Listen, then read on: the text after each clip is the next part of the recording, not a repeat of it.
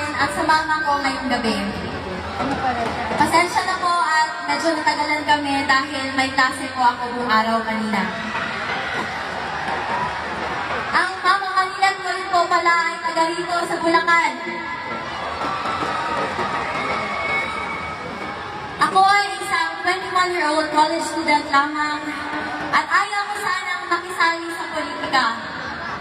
Pero nang dahil sa pag-kidnap at pag-abuso nila sa tatay ko, nandito ako ngayon para ipaglaban hindi lamang ang pamilya ko, kundi ang bansang Pilipinas.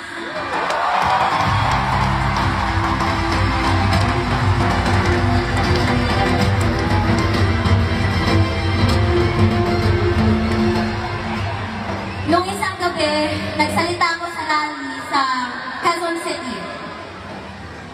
At sa pagtitipon na yon, naramdaman ko ang walang sawang pagmamahal at pagsuporta kay PRRD, sa amin na pamilya niya, at sa Duterte.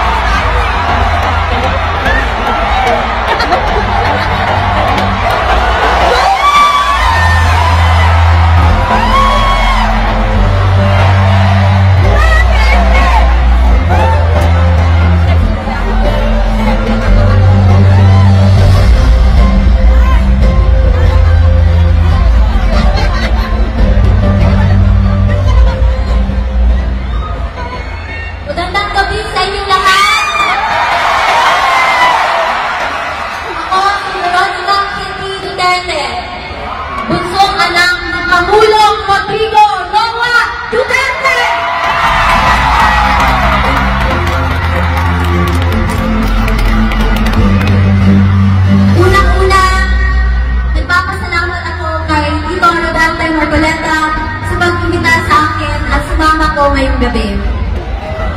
Pasensya na po at medyo natagalan kami dahil may klase po ako buong araw kanina. Ang mama kanina ko rin po pala ay taga rito sa Bulacan. Ako ay isang 21-year-old college student lamang at ayaw ko sanang makisali sa politika.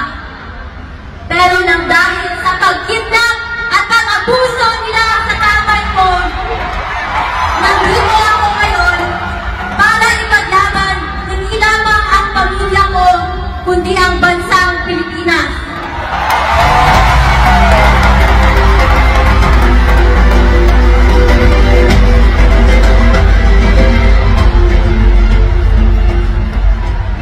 Noong isang gabi, nagsalita ako sa rally sa Quezon City.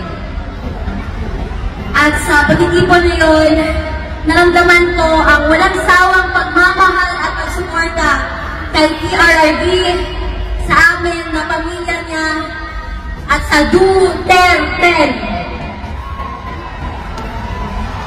Ito ang nagbibigay sa akin ng lakas ng loob para ipagpatuloy ang pangako ko kay Dada Rudy na kampanya ang kanyang mga kandidato habang siya ay nasa The Hague.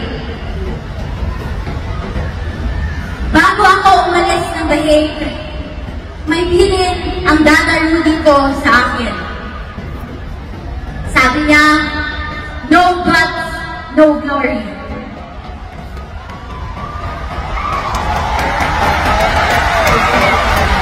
Sa mga kababayan ko, sa kapwa kabataan, bumoto tayo ng tama dahil dito nakasalalay ang kinabukasan nating lahat.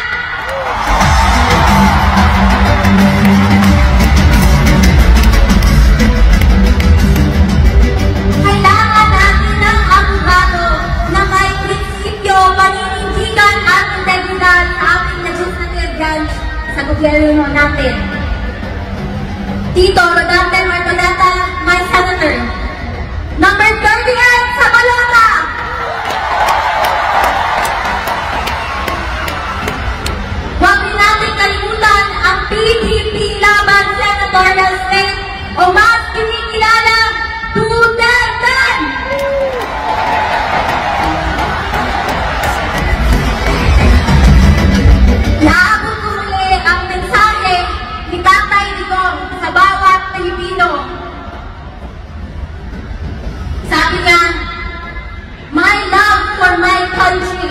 is what brought me here.